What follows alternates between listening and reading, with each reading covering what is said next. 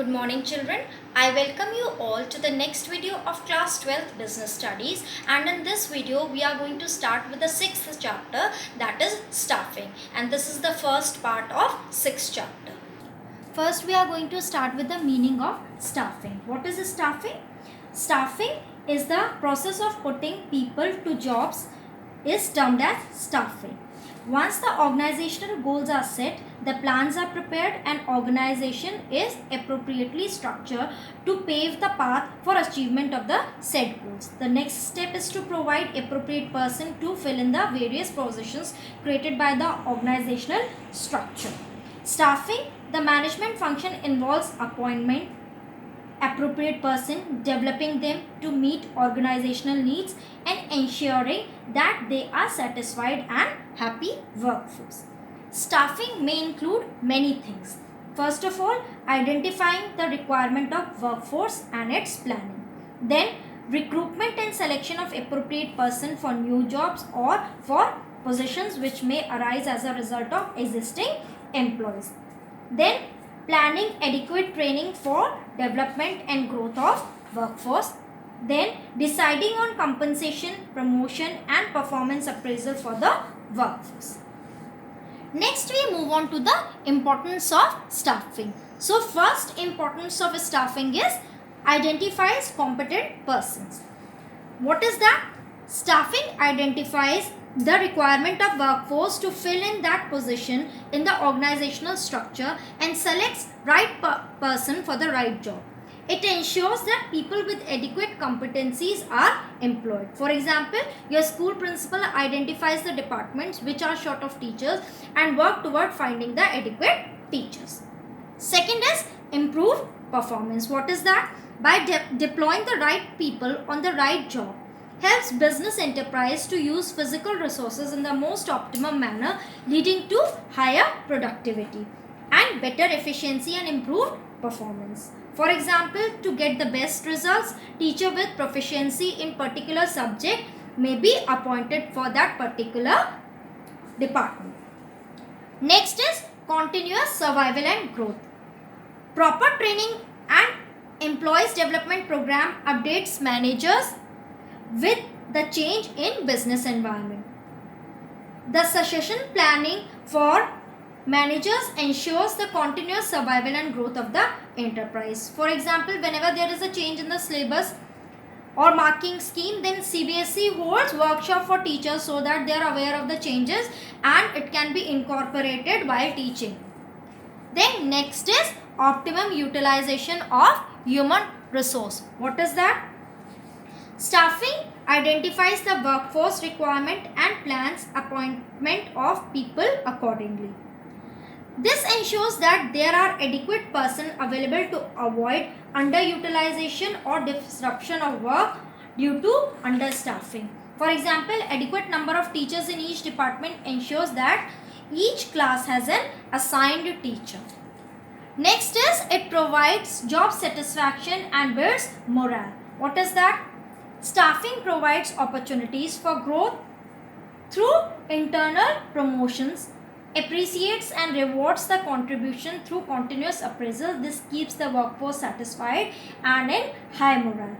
For example, at the end of academic year, the school may plan appraisal for each teacher to give Teacher of the Year award. This brings satisfaction for the teacher who worked hard and also motivate others to work harder. Then we move on to the next topic, that is staffing as a part of human resource management. What is that? The people working in the organization is the most important asset for an organization. So, the competencies and performance of human resource which help an organization to achieve its goal ensure that the position in the organizational structure remains filled with qualified person. Staffing as a function of management recruits, selects and trains and motivates people working in the organization. Therefore, to manage people effectively, organizations with large number of employees create a separate department called Human Resource Department. There are the persons working in Human Resource Department perform specialized activities and duties which may include recruitment of qualified person, preparing job description, developing compensation and incentive plans, training and development of employees for efficient performance and career growth, then maintaining labor relation and union management relation, handling grievances and complaints, providing for social security and welfare of employees, then defending the company in lawsuits and avoiding legal complaints. You will agree that today's staffing is an inherent part of human resource management, as it is the practice of finding, evaluating and establishing a working relationship with people for a purpose.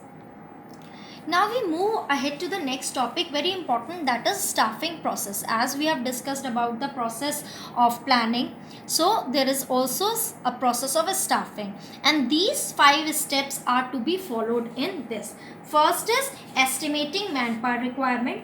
In this, we are going to talk about workload and workforce analysis. Then recruitment. In this, we are going to talk about identification of various sources of recruitment and choosing the medium to advertise.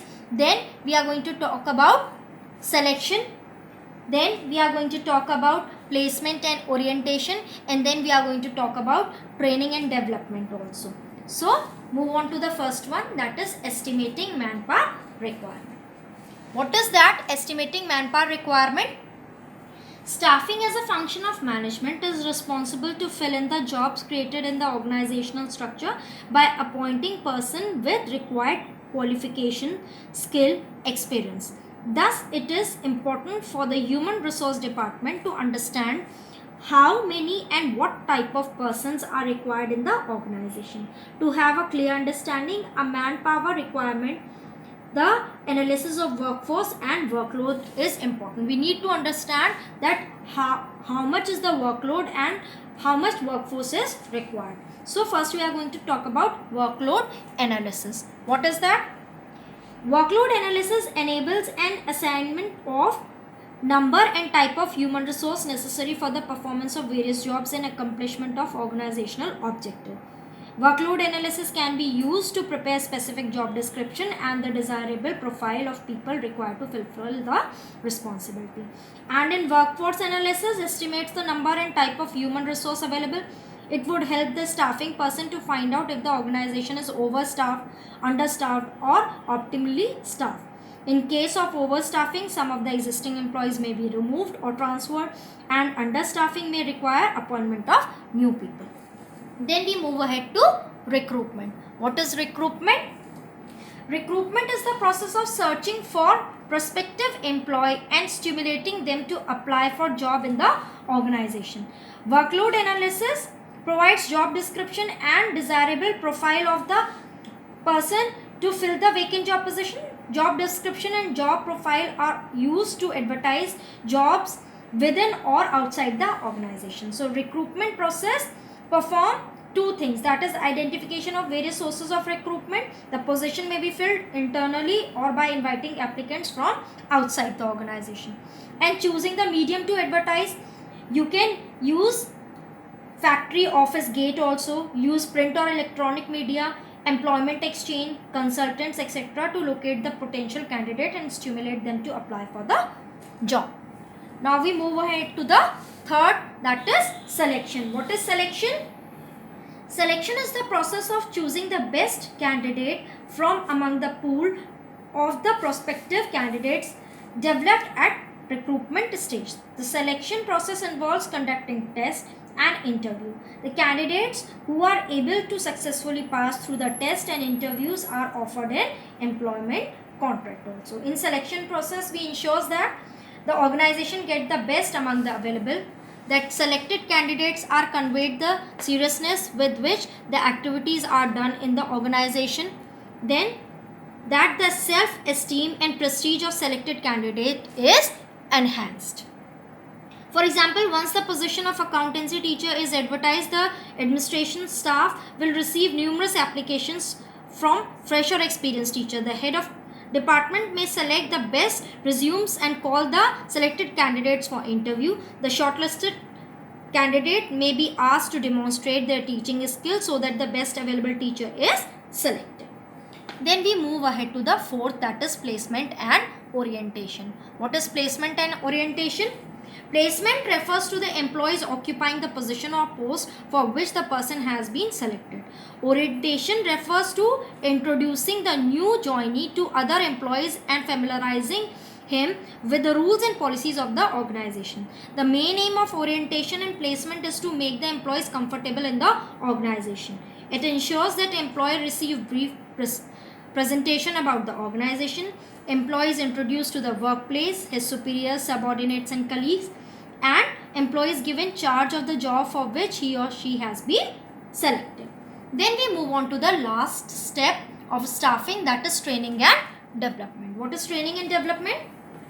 Training is the process which facilitates employees' learning. It increases employees' knowledge, aptitude, skills and abilities. Development refers to learning opportunities provided to employees to acquire new skills for career advancement and growth. To ensure continued learning, organizations provide either in-house training or training programs for its employees is sponsored. Training and development aims at providing employees the opportunities to learn new skills, adapt the technological changes and rise to the top, enhance employees' motivation, strengthen their competencies for an effective and efficient performance, and help organization to increase profitability and retain its talented people. For example, if the new teacher selected is inexperienced, she may be asked to sit in few classes for her seniors to understand methodology and acquire the required skill before he actually starts the teaching. The school regularly hold workshops to help teachers to adapt the new teaching strategies. So we have studied about the process also. You are going to prepare all the notes what I have taught you. In the next video, we are going to continue with the same chapter. Up till then, goodbye children.